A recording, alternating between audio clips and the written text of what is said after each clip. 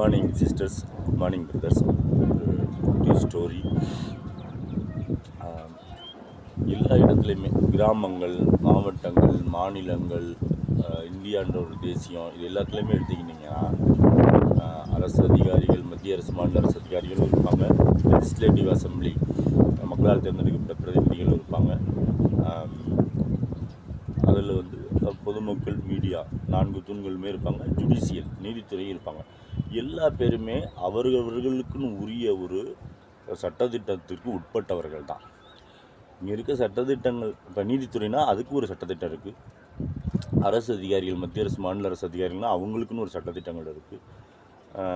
Legislative, சட்டசபை, பாராளுமன்றத்தின் உறுப்பினர்கள் கூட அவங்களும் ஒரு சட்டத்திட்டத்துக்கு உட்பட்டவர்கள். 4வது தூணுன்னு நம்ம மீடியான்னு சொல்கிறோம். அதை நான் பொதுமக்கள் அப்படின்ற வி த பீப்புள்ன்ற அந்த இன்டர்பிரிட்டேஷனோட நம்மளும் சட்டத்திட்டத்துக்கு உட்பட்டோம். இப்போ பாருங்கள், ஒரு கிராம சபையில் தீர்மானம் நிறைவேற்றுறாங்க. அதே மாதிரி தான் சட்டசபையில் தீர்மானம் நிறைவேற்றுறாங்க, பாராளுமன்றத்தில் தீர்மானம் நிறைவேற்றாங்க. அப்படியே இங்கிட்டு வாங்க. 1992 ப்ரைவேட்டைசேஷன், குளோபலைசேஷன் ஆனதுக்கப்புறம் என்னை கேட்டால் எல்லா அரசு, மத்திய அரசு, மாநில அரசு நிறுவனங்களோட சட்டத்திட்டங்கள்லையுமே கார்ப்பரேட் சோல் அத்தாரிட்டி அப்படின்ற அந்தஸ்துக்கு வந்துட்டாங்க அதோடைய ஐஏஎஸ் அதிகாரிகள். அப்போ ப்ரைவேட் கம்பெனிஸ் எடுத்துக்கோங்க, தனியார் கம்பெனிகள், அரசியல் கட்சிகள், சங்கங்கள், எதை எடுத்தீங்கன்னாலுமே அவர்கள் ஒரு சட்டத்திட்டத்திற்கு உட்பட்டவர்கள். அந்த சட்டத்திட்டத்தில் அவங்களோட உறுப்பினர்கள் எல்லாம் சேர்ந்து ஒரு தீர்மானம் போடுறாங்க. இப்போ கவனிங்க, வழிபாட்டு தலங்கள் இருக்குது, சர்ச்சு, மசூதி, இந்து மத நிறுவனங்கள், கோவில்கள், சமணம் எல்லாமே இருக்குது. எல்லா இடத்துலையுமே நம்ம கண்டுபிடிக்க வேண்டிய சிற்றறிவுக்கிட்டதை பயந்துக்கிறேன். அந்த அந்த அந்த உறுப்பினர்கள் எல்லோரும் சேர்ந்து ஒரு தீர்மானம் போடுறாங்களே, கிராம சபையோ, வழிபாட்டு தலங்களோ, ப்ரைவேட் கம்பெனி, ரிலையன்ஸ், அம்பானி, அதானி மாதிரி கம்பெனிகளோ, அல்லது பின்னாடி உதாரணத்தை சொல்கிறேன், டிஎம்கே, பிஜேபி மாதிரி ஒரு அரசியல் கட்சிகளோ, அம்பானி, அதானி மாதிரி குழுமங்களோ, எதுவாக இருந்தாலும், இல்லை தொழிற்சங்கங்களோ, எதுவாக இருந்தாலும் ஒரு தீர்மானம் போடுவாங்க. தீர்மானம் 2 வகைப்பட்டது. ஒன்று, உண்மையிலே பொதுமக்கள் நலனுக்கான தீர்மானம் ஒன்று. 2வது, அந்த குழு உறுப்பினர்கள் அவர்கள் அதை மிஸ்யூஸ் பண்ணி ஆதாயம் அடைகிறதுக்காக, பர்சனல் இன்ட்ரெஸ்ட்னு வச்சுக்கோங்க, சுயநலத்தோடு தான் சம்பாதிப்பதற்காக, தன்னோட ஆதாயத்திற்காக இன்னொரு உறுப்பினரை பழிவாங்கி அவங்கள அந்த குழுவை விட்டு நீக்கிறதுக்காக. இப்போ நல்லா கவனிங்க, சீமான் சொல்கிறார்ல,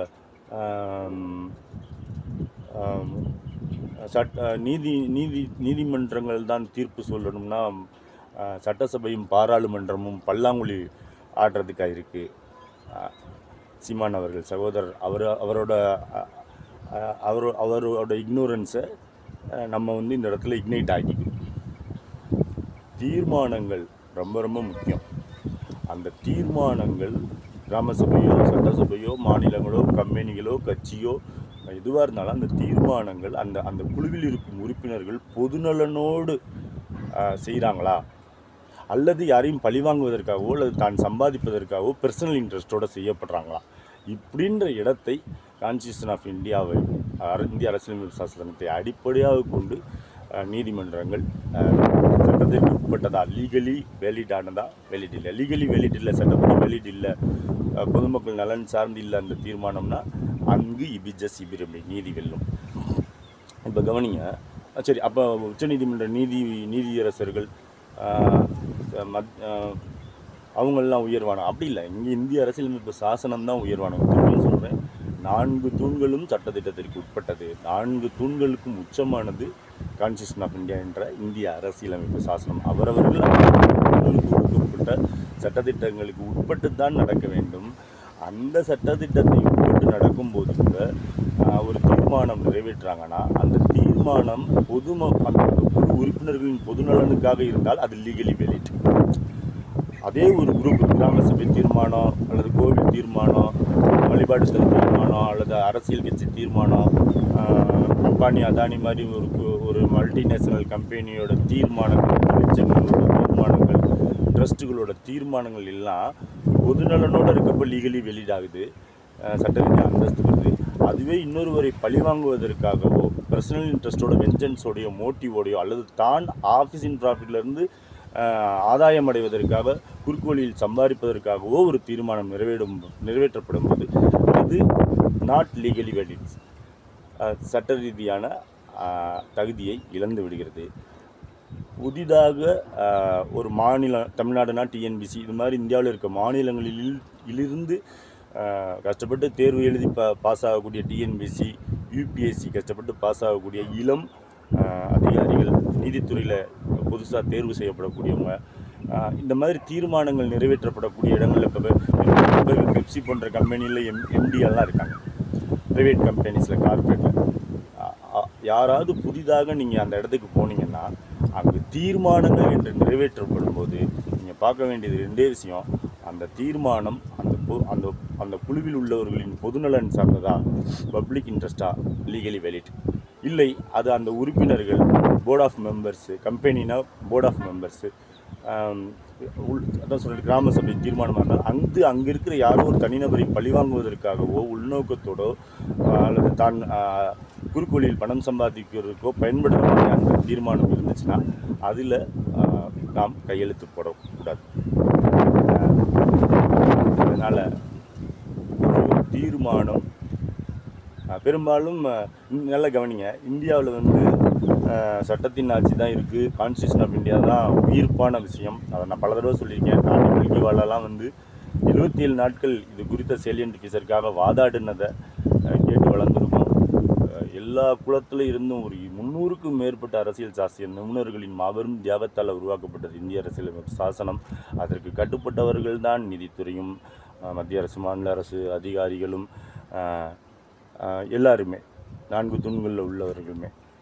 யாரெல்லாம் அந்த மக்கள் பிரதிநிதி குழுவாக இருந்துக்கிட்டு தீர்மானம் நிறைவேற்றுறாங்கல்ல, இந்த தீர்மானம் நிறைவேற்றும் இடம் மட்டும்தான் origin insertion of right or wrong, good or bad, evil எல்லாமே.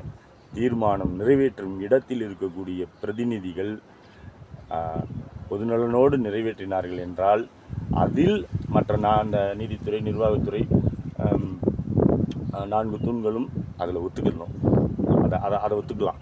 அதே இது இன்னொருவரை பழிவாங்கும் பர்சனல் மோட்டிவ்னாலேயோ அல்லது குறுக்கோளில் பணம் சம்பாதிப்பதற்காகவோ அந்த தீர்மான குழுவில் உள்ள உறுப்பினர்கள் அந்த எண்ணத்தோடு அதை நிறைவேற்றினாங்கன்னா அந்த மேலே பேட் இன்டென்ஷனை நாம் ஒத்துக்கொள்ளக்கூடாது. ஒத்துக்கொள்ளாவிட்டாலும் அந்த மாதிரி பர்சனல் இன்ட்ரெஸ்ட்டோட, பர்சனல் மோட்டிவோட ஆஃபீஸ் ப்ராஃபிட்டை பணம் சம்பாதிப்பதற்கு பயன்படுத்தப்படுகிற தீர்மானங்கள் எந்த தீர்மானங்களாக இருந்தாலும் அது ரூல் ஆஃப் லாவில், கான்ஸ்டியூஷன் ஆஃப் இந்தியா பிரகாரம் லீகலி நாட் வேலிட் என்ற சட்ட ரீதியான அந்தஸ்தை இழக்கும். இளம் தலைமுறை பள்ளிக்கூடத்திலிருந்து கல்லூரியிலிருந்து படித்து தகுதியும் திறமையோடையும் நேர்மையாகவும் அமரவங்க புதிதாக பணியில் அமரக்கூடிய கார்பரேட்டில் பணியில் அமரலாம், மத்திய அரசு, மாநில அரசு பணியில் இருக்கலாம், எந்த தனியாரில் இருக்கலாம், எங்கே வேணாலும் நீங்கள் இருக்கலாம். அங்கு தீர்மானங்களில் கையெழுத்து போடும் இடத்தில் நீங்கள் இருந்தால் இதை கவனத்தில் கொண்டால் போதும். Legally valid, legally not valid, சட்ட ரீதியானது உட்படாததா என்பதை நம்மளால் சரியாக பணியில் சிறப்பாக செய்ய முடியும். இது குறித்து என் சர்டிஃபிகேட்லேருந்து பகிர்ந்திருக்கேன். அடுத்தடுத்த பகிர்வுகளில் வாய்ப்பு இருந்தால் பகிர்ந்துக்கிறேன். பிள்ளை பொறுத்தவர்களுக்கு ஃபீல் தட்ஸ் ஹெல்த் கோவட். அண்ட் இதில் ஒரு சின்ன விஷயம் சொல்லிடுறேன். 1992க்கு அப்புறம் லிபரலைசேஷன், ப்ரைவேடைசேஷன், குளோபலைசேஷன், எல்பிஜி வந்ததுக்கப்புறம் என்னை கேட்டால் மத்திய அரசு, என் சர்டிஃபிகேட் வரைக்கும் மத்திய அரசு சட்டங்களும் மாநில அரசு சட்டங்களையும் பெரும்பாலும் முடிவெடுக்கக்கூடிய அதிகாரத்தின் உச்சகட்ட ஐஏஎஸ் அதிகாரிகள் எல்லாம் கார்ப்பரேட் சோல் அத்தாரிட்டி ரெசல்யூஷன் ஒருத்தவங்க பாஸ் பண்ணுவாங்க தீர்மானம், அதில் முடிவெடுக்கிறது பார்த்தா அந்த கார்ப்பரேட் சோல் அத்தாரிட்டியாக தான் இருப்பார், அந்த ஐஏஎஸ் கேட்டரில் இருக்கவர். இதை நான் சிற்றறிவுக்கு பகிர்ந்துக்கிறேன். ஒரு இன்ட்ரெஸ்டிங்கான விஷயம் சொல்கிறேன். 1992-94 வாக்கில் வந்து ஒரு தமிழ்நாடு மாநில கட்சி அது 2ஆக பிளவுபடுது. மினிட் புக் அப்படின்றத பேஸ் பண்ணி இந்த தீர்மானத்தோட முக்கியத்துவத்தை டிஎன் சேசன் அவர்கள் தேர்தல் கமிஷன் தலைவராக இருக்கப்ப திமுகவில் கலைஞர் அணி, வைகோ அணின்னு 2 பேர்.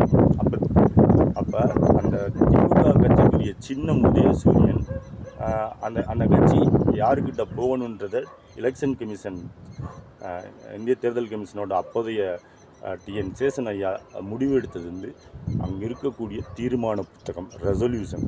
இந்த ரெசல்யூஷன் புத்தகம் மினிட் புத்தகத்தை ஒரு சரியாக கரெக்டாக எல்லோரும் மெயின்டைன் பண்ணியிருக்காங்க. கலைஞரோட அணியில் இருந்தவங்க, கிளையிலேருந்து மாவட்டத்திலேருந்து மேலே வரைக்கும் அதை எதிர்த்த வைகோவோட அணியில் இருந்தவங்க தீர்மான புத்தகத்தை மெயின்டைன் பண்ணல, அல்லது அந்த தீர்மான புத்தகத்தில் தீர்மானங்களின் மூலமாக ஆதரவை பெற தவறிட்டாங்க. அதனால் வந்து என் சிற்றறி கெட்டினவரையும் பயந்துருக்கேன். பிள்ளை பொறுத்தல்க நல்லது நடக்க வேண்டும் என்ற அக்கறையில் என் சிற்றறி கெட்டினவரையும் பயந்துருக்கேன்.